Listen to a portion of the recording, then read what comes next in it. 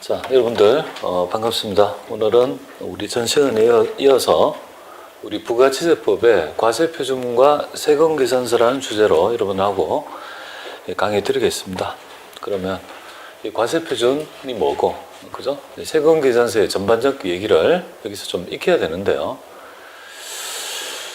일단은 좀 알아야 될 점은 세무 2급에서는 이 과표에 대한 얘기가 있죠. 뭐 수입 등 있죠. 수입하고 좀 우리가 플러스 알파 뭐 이런 것들을 좀 배워야 돼요. 조금 더 심화된 얘기를 좀 더 배워야 돼요. 회계 1급에서 배웠던 기본적인 얘기보다 조금 더 배워야 될 부분이 있고요.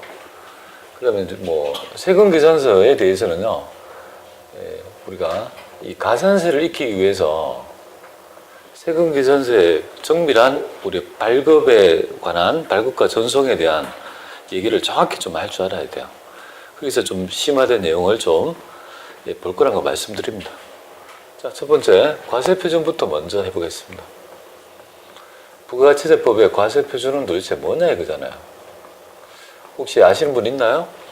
부가가치세법의 과세표준. 과세표준은 뭐냐면 10%의 세율을 적용하기 위한 기준금액입니다. 머릿속에 있어야 돼요. 공급, 가액, 그죠? 우리는 그걸 잊어버리면 안 된다는 거예요. 부가가치세법의 과세표준은 바로 공급 가액이 되는 거예요. 공급 가액. 근데 공급한 금액이 다른 말로 뭐가 됩니까? 소비한 금액이 되고, 소비한 금액이 또 뭐가 되는 거죠? 부가가치의 뭡니까? 합계가 되는 거죠. 합이 되는 이런 개념을 가질 수 있는 거 아니에요, 그죠? 그래서 과세표준은 공급가액은 곧 다른 말로 말해서 소비한 금액이고 곧 부가가치의 합계이다 이렇게 보면 됩니다. 근데 이제 공급한 금액이 내가 창출한 부가치 합계는 아니잖아요, 그죠? 이 합계는 누적 합계죠, 누적 합계죠. 누군가 만들어냈죠. 부가치를 모은 금액이 되잖아요. 그래서 여러분들이 내가 창출한 부가치를 그죠? 만 과세하기 위해서는 뭐를 빼주는 거예요? 매입세액을 공제를 해주는 거예요. 그래서 공급한 금액은 내가 창출한 부가치뿐만 아니라 뭐예요? 다른 사람이 창출한 부가치가 합해 있는 거예요. 거기에서 뭡니까? 내가 창출한 놈이 그죠? 창출한 부가치를 내가 매입할 때 부담한 세액을 공제해 줌으로써 궁극적으로는 뭡니까? 내가 창출한 부가치에 대해서만 내는 그런 구조를 가진다는 거예요. 그래서 이제 과표는 일단 공급 가액이다, 그죠? 아시겠죠? 공급 가액. 좀 다른 말로 말하면 쉽게 얘기하면 매출액은 아닌데 90%는 매출액이라 할 수 있어요. 공급가액이 매출액이라고도 할 수 있어요. 근데 100%는 아니잖아요. 왜? 기계를 팔게 되면 그것도 과세 대상이잖아요. 건물 판 부분이 매출액입니까? 아니잖아요. 그러니까 100%는 아니지만 일반적인 거래에서 우리 공급가액의 정의는요, 매출액이라 해도 그죠? 네, 무방하다. 일반적인 그죠? 100%는 아니지만 그렇게 보시면 됩니다. 자, 공급가액 머릿속에 있고요. 자, 그러면 여기에서 두 번째가 뭐냐면 이걸 과표를 어떻게 볼 거냐 했을 때 과세표준은 측정인데요. 과세표 측정은 만약에 이 공급한 금액이 현금으로 받는 경우하고 현금 외에 두 개로 나눕니다. 현금으로 받는 경우하고 현금 외에 그죠? 과세표준 측정이죠. 측정치를 뭘로 할 거냐 이거죠. 현금으로 만약에 받았으면 받은 대가를 과표로 하겠다. 그죠? 받은 대가를 과표로 하고, 현금 외로 받게 되면요. 그렇죠? 대원칙인, 그죠? 여기서 이제 시가 과세가 나타나는 거죠. 그래서 부가치세법은 과세표준은 뭡니까 하면 시가라고 하면 안 되고, 공급가액인데, 그 공급가액을 시가에 의해서 원칙적으로 측정한다라고 보면 될 것 같습니다. 하지만 일단은 돈을 받았으면요, 받은 대가로 과표를 한다 이거죠. 여기에서 조금만 더 저기 받은 대가가 왜 받은 대가라는 개념이 나타나는지 약간 부연적인 설명을 해볼까요? 뭐 여기까지는 설명을 여러분들이 우리가 손익이라고 하죠. 손익은 다른 말로 소득 뭐 이렇게도 불릴 수 있습니다, 그죠? 이런 것들을 그죠? 이런 것들에 대한 이 귀속의 대원칙이 뭘까요? 귀속 인식하는 대원칙이. 손익을 인식하는 대원칙이 뭐죠? 어떤 원칙에 따라 측정합니까? 수익과 비용은 어떤 원칙에 따라 측정하냐고요? 발생주의잖아요, 발생주의. 뭐 어렵게 생각해요. 기속이란 말이 어렵죠, 그죠? 측정, 발생주의. 기속은 언제 수익과 비용으로 볼 건지에 대한 원칙이잖아요, 기속을. 발생주의잖아요, 그죠? 회계학에서는 왜 발생주의를 채택할까요? 발생주의의 반대가 뭐죠? 현금주의잖아요. 현금주의를 적용해봐서 좋은 정보가 나타나면 현금주의를 사용할 건데, 현금주의를 사용해보니까 좋다, 나쁘다? 별로 좋은 정보가 안 되잖아요, 그죠? 손익의 왜곡이 일어나니까 어떤 원칙? 발생주의에 따라 있죠. 측정을 했다, 이거죠. 그런데 이제 문제는 여기에서 있죠. 여기 빠졌네. 여기서 회계학에서는 발생주의에 따라 하는. 근데 문제는 세법은 어떻게 보냐 이거죠, 세법. 세법, 뭔가 세금을 부과하기 위한 있죠, 기준. 기준, 뭐 소득이다, 이런 것들을 어떻게 바라볼 거냐 이거죠. 얘는 다수의 이해관계자한테 합리적인 의사결정의 정보 제공이라면, 그래서 굉장히 많은 다수가 이해할 수 있는 그런 모형의 학문이라면, 세법은 뭐죠? 세법은 법률이다, 그죠? 법률이기 때문에 법률적인 냄새가 굉장히 뭡니까? 법적인 예측 가능이 있죠. 명확해야 된다는 거예요. 그래서 이걸 인식할 때, 이제 세법에서 어떤 손익 소득을 인식할 때 가지는 대원칙이 뭐냐면요. 좀 어려운 얘기인가요? 그 뭐 법인세법에서 나타나는 개념인데요. 이거 부분이 세법 전반에 걸쳐 지배하고 있기 때문에 말씀드립니다. 권리 의무 확정주의라는 개념입니다. 세법이 기속을 밝히는 대원칙이 권리 의무 확정주의라는 개념입니다. 그러니까 우리 재무회계에서 얘기하는 발생주의와 대응하는 개념으로 생각하면 됩니다. 손익의 기속을 밝히는 대원칙, 기업회계는 발생주의, 세법은요 권리 의무 확정주의다, 그죠? 권리와 의무가 확정될 때 뭡니까? 돈을 벌었다고 보자 이 말이에요. 근데 여기서 권리와 의무는 아시겠는데 뭐를 모르겠습니까? 의무. 확정이 도대체 이 개념이 뭐냐, 이 개념이 뭐냐, 이 확정이라는 개념이. 확정의 개념은 굉장히 커요. 하지만 굳이 확정의 개념을 구체화해보라면 한 두 가지 개념으로 함축할 수 있습니다. 그게 바로 뭐냐면 어떤 게 확정되냐? 계약하고 뭡니까? 계약행위나 혹은 돈을 받거나, 이 두 가지 요소라면 확정되었다고 보겠다. 확정되었다고 보겠다. 아시겠죠? 그래서 권리 의무 확정주의라는 말이 뭐냐면 바로 가장 대표적 개념이 법률상 계약을 하면, 이건 법률상 확정했다고 볼게. 돈을 받았으면요, 그것도 뭡니까? 법률상 뭔가 거래가 확정됐다고 본다는 이 큰 개념이 있는 거예요. 그래서 어떻게 됩니까? 이 영향을 받아가지고 현금으로 받았다라면 확정한 거 아니냐, 확정된 거 아니냐. 그죠? 그래서 뭡니까? 그 받은 대가를 갚으라고. 그게 만약에 현금이 아니라면 시가를 원칙으로 하는데, 여러분들이 요구에 대한 있죠. 이 개념이 세법에서 굉장히 많이 있죠. 소득세도 영향이 있고요. 법인세도 영향이 있고요. 부가치세도 전부 다 영향을 가지게 됩니다. 하나의 예를 말씀드릴게요. 여러분이 회계 1급 때 원칙적으로 세금 계산서는 공급 시기에 발급해야 돼요. 공급 시기 배웠잖아요, 그죠? 이동이 필요하면요, 인도 기준이고, 이동이 필요하지 않으면요, 이용 가능한 때고요. 잘 모르면 뭡니까? 이동이 필요하면 인도될 때, 그죠? 이동이 필요하지 않으면요, 이용 가능한 때고, 저도 모르면 확정되는 때란 말이 이 말이에요, 그죠? 여기서는 잘 보여요. 그게 영향을 받는 거예요. 그런데 이런 거 있잖아요. 세금 계산서를 끊어주는 시기가 공급 시기인데, 우리 법에는 공급 시기 이전에 돈 받고 끊어주는 걸 인정해줘요. 돈을 받고 받은 대가 범위 내에 끊어주는 선세금 계산서를 인정해주거든요. 곧 배우게 될 겁니다. 그것도 어디에 영향을 받은 거예요? 돈을 받았다. 그때 있죠. 공급하지 않았지만 그때 뭡니까? 공급한 걸로 간주해서 법률적 시기를 그쪽으로 간주해버립니다. 그래서 선세금 계산서, 선수금 세금 계산서. 돈 받고 뭡니까? 실제 공급이 이루어지지 않음에도 불구하고 세금 계산서를 끊어준 이유가 바로 뭡니까?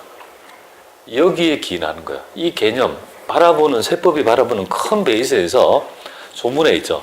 베이스가 쫙 연결되어 있는 거예요. 그래서 다른 건 잘 모르지만 권리 의무 확정주의란 말이 있죠. 확정의 의미는요, 계약을 하거나 그럼 확정할게. 그래서 여러분들이 보면 실질 공급에서 뭐라고 되어 있습니까? 공급의 개념이 뭡니까? 매매 계약입니다. 매매 계약상원이 매매 계약, 가공 계약입니다.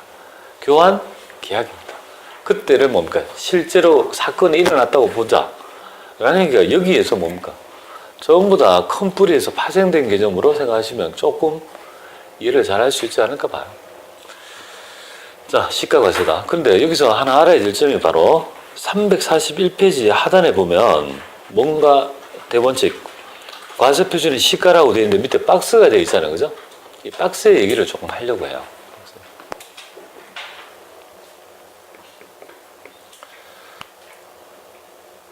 자, 특수관계자, 과세 표준에 특수한 얘기인데요. 특수관계자 간 부당행위 한번 보겠습니다.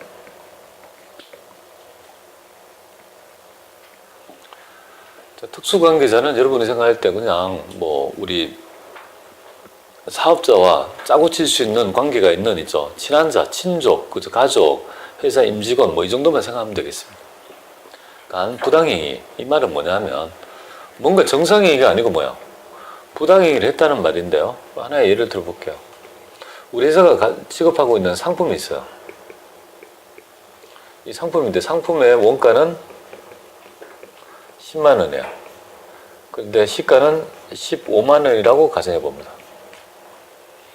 그리고 요 얘기는 지금 특수관계자 간만에 있죠. 얘기해요. 특수관계자가 아니라면 적용되지 않는 개념이에요. 부당행위니까, 그죠? 특수관계자가 아니라면 정상 좀 이상하게 거래하더라도 정상행위로 보겠다. 특수관계자가 좀 붙어야 돼요. 요거를 이제 재화와 뭡니까? 용역으로 나눠서 이 정상 거래가 아니고 저가 공급이나 무상 공급을 했을 때 우리 법이 어떻게 이제 과표를 정하는지에 대한 개념을 좀 이해하면 좋겠습니다. 저가 공급, 그 다음에 무상 공급 이렇게 보면 되겠습니다. 저가 공급 거래를 합니다. 특수관계자 간 거래를 합니다. 근데 시가를 외부에 판매된다라면 15만 원 팔 수 있는데 저가 10만 원에 그죠? 줬다. 용역도 마찬가지입니다. 용역의 시가가 10만 원인데 15만 원인데 10만 원에 저가를 할 수 있습니다. 혹은 뭐야? 공짜로 공급할 수도 있습니다. 자, 이럴 때 어떻게 될 거냐?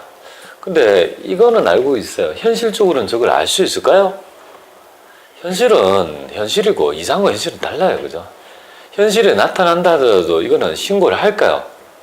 안 합니다. 그러니까 뭐 세무조사 과정에서 적출이 되면 뭔가 과세하겠다는 건데 일일이 얘가 정상거래인지 특수관계자인데 어떻게 하냐 이거죠. 그죠? 그래서 현실 적용은 어려운데요. 우리는 지금 원칙적인 조문의 얘기를 배웠으니까 이걸 배우는 겁니다. 자, 저가로 공급하더라도 시가에 의해서 과세한다 이렇게 보면 돼요. 시가. 무상이라도 시가다. 아니 이걸 어떻게 하냐고요? 세무조사 나왔어요. 같은 동일한 상품인데 전부 다 15인데 하나만 유독 뭡니까? 10만 원이에요. 근데 알고 보니까 그자가 친족이에요. 그래서 특수관계자라고 가정하면 이건 아니다. 너가 10만 원에 팔았지만 부가치세는 얼마에 내라고요? 15,000원 내라. 10만 원 냈으면 5만 원 더 내라 이거죠. 뭐 그럴 때 과세 근거로서 하겠다는 거죠. 얼마나 될지 모르겠는데 용역도 마찬가지입니다. 시가입니다. 그런데 용역의 무상 공급은 어떻습니까? 용역의 무상 공급 여러분들 기억나십니까? 용역의 무상 공급은 과세하지 않는다. 과세세다. 근데 예외가 있죠. 어떤 예외가 있습니까? 뭐 그런 거 기억나죠? 부동산 임대업을 했는데 웬 세무조사 나왔는데 아들이 뭐 어쩌고저쩌고 얘기했죠. 그래서 과세 제외한 이유는 확인이 안 되기 때문에 그죠? 눈물을 머금고 과세 제외했는데 어떤 것들은 용역의 무상분급을 아는 경우가 있더라, 그죠? 그게 뭘까요? 부동산 임대 용역, 그죠? 요거는 알더라. 그래서 부동산 무상 임대 용역은요, 그죠? 과세 시가에서 과세한다 이렇게 보면 되겠습니다. 이 얘기. 그래서 밑에 보시면 뭐야 이거 341페이지 보니까 박스가 돼 있잖아요, 그죠? 341페이지면 박스가 막 3개로 돼 있잖아요. 제가 정리가 안 되네요. 뭔 말인지, 그죠? 이렇게 하지 말고 이렇게 하세요. 뭐 이렇게 박스가 희한하게 되는 거예요. 다 시가인데 이렇게, 그죠? 요거만 보면 과세 원칙은 과세 제어다. 이외적으로 특수관계자가 부동산 임대 무상 용역은 과세한다더라는 정도만 챙겨주시면 좋겠습니다. 요 얘기 때문에 다시 한번 말씀드린 거고요. 그 다음에 넘어갑니다. 342에 보면 과표에 포함되는 항목하고 포함되지 않는 거 있잖아요. 그거 굉장히 중요하다 했죠, 그죠? 그래서 뭐 회계 1급 때도 꽤 많은 있죠. 논점을 가지고 여러분한테 말씀드렸던 것 같아요. 그래서 이게 과세 표준의 뭡니까? 포함 여부. 과세 표준 포함 여부에 대한 얘기를 좀 말씀드리는 거죠. 그래서 이 얘기는 회계 1급 때 꽤 많은 얘기를 했으니까요. 간단하게 여러분한테 좀 살펴볼게요. 3개가 있다, 그죠? 3개가 있어. 그래서 과세 표준에 첫 번째가 포함하지 않는 것. 과세 표준에 포함하지 않는 것, 과세하지 않겠다는 거고. 두 번째는요, 포함하는 것, 과세하겠다는 거다. 그러면 공제하지 않는 거죠. 공제하지 않는 한 것, 이렇게 되어 있습니다. 이게 3가지가 된다, 그죠? 그래서 공제하지 않는다는 말부터 먼저 말씀드릴게요. 원거래가 있었고, 원거래에 있죠. 이렇게 3가지는 영향을 미치지 않는다는 거예요. 원래 과표에서 뭡니까? 이 3가지 요소는 공제하지 않고 그대로 냅둔다는 말이에요. 그게 여러분한테 어떻게 익히라 했습니까? 대상하자 기억납니까? 그렇게 익히란 말이에요. 그래서 3가지. 대손금. 옛날 옛적에 세금계에서 끊어줬다 이거죠. 과세거래가 있었다. 근데 대손 났다라고 그죠? 이 대손금이 원과표에 영향을 주지 않는다. 다른 형태로 뭔가 수단이 있기 때문에 뭐야? 영향을 주지 말라. 원과표에서 뭡니까? 공제하지 말라. 그죠? 그러니까 과표에 이런 것들은 대손금하고 대장이니까 장려금하고 하자보증금 이거는 뭐 뜻하는 말이에요, 그러면? 이 3가지는 뭐 뜻하는 말이죠? 이 3가지는 궁극적으로 뭡니까? 이런 것들이 있더라도 이거는 기존의 과세 표준에 뭡니까? 표준에 포함되어 있다라고 보면 되겠습니다. 그죠? 그게 논점이잖아요. 기존에 세금을 끊었는데 그 끊은 안에 대손금이 있을 수도 있고 장려금 까인 부분도 있었지만 뭐야? 그거는 뭡니까? 예, 공제하지 않으니까 영향을 주지 않는다. 그러니까 이런 것들은 있더라도 그 안에 일부 있더라도 과표에 포함되어 있다. 그죠? 그렇게 생각하시면 됩니다. 원 과세 표준에 포함되어 있다라고 보면 됩니다. 기존에 세금을 끌어줬는데 그게 영향을 주지 않는다. 공제하지 않는다라고 보면 되겠습니다. 그러니까 엄밀히 따지면 여기 뭘까요? 과세 하겠다 이거죠? 이게 먼저 결론이 되겠죠. 그렇게 보면 되겠습니다. 자, 두 번째 포함되는 거 볼게요. 과표에 포함되는 거 2가지가 있는데요. 요거는 좀 잘 익혀주시면 좋겠습니다. 가끔 과세 표준에 포함하는 것 중에 할부 판매 이자 상당액을 물어볼 때가 있어요. 여기 이제 좀 주제가 되니까 말씀드립니다. 할부 판매의 이자 상당액, 요건 낯설지 않도록 합니다. 요거는 만큼은 과세하겠다는 겁니다. 이유는요, 이유가 있습니다. 우리가 원칙적인 부가가치의 구성 요소가 이자가 있거든요. 임금 이자 지대 이윤이니까. 이자에 대해 과세하면 안 돼요. 본전적인 구조를 하고 있기 때문에. 이중과세인데 할부 판매라는 말이 뭐냐면 현금 판매하고 할부 판매하고 가격의 차이가 있죠. 현금 판매 80, 할부 판매 100 이렇게 되면요. 돈을 늦게 내는 대신에 20만 원의 이자가 요소가 있다 이 말이잖아요. 근데 그만큼을 어떻게 볼 거냐. 이자 요소니까 과세하면 안 돼요. 근데 문제는 적용이 안 돼요. 물건을 팔았을 때 어떤 이율에 따라 그 원금 안에 뭡니까? 판매액 안에 원금하고 이자가 얼마인지를 누가 어떻게 객관적으로 어떻게 측정합니까? 측정이 됩니까? 안 됩니까? 측정하기 굉장히 어렵지 않습니까? 그래서 어떻게 합니까? 힘들어 안 돼. 에이, 못하겠어. 그래. 어떻게 하자고. 이자지만 뭡니까? 그 이자 상당액 또 뭡니까? 포함해서 뭡니까? 과세를 한다. 그러니까 할부 판매 가격이 100이다. 현금가는 80이다. 그럼 할부 판매 가격에 100 안에 20만 원 이자가 있죠. 그것도 과세를 하겠다는 거예요. 알겠죠? 그렇게 생각하시면 됩니다. 그래서 할부 판매 이자 상당액도 조제되면 그렇구나 이렇게 보면 되겠습니다. 그리고 대가의 일부분으로 받는 있죠. 일부분으로 받는 뭐 하용료, 뭐 수수료 등 이런 것들 또 내가 그죠?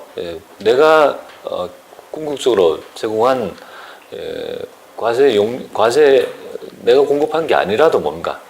내가 받는 대가에 다른 사람의 영역이 있더라도 일단은 뭡니까? 그 전체 금액을 과표를 한다는 거야. 그죠? 뭐 그런 의미로 받으시면 되겠습니다. 그래서 여기 출제되고요. 과표에 포함 안 되는 것 1순위가 뭘까요? 당연히 있죠. 매출 할인, 매출 애누리, 그 다음에 매출 할인, 매출 환입, 그 다음에 매출 할인 이런 것들은요 과표에 포함되지 않겠죠.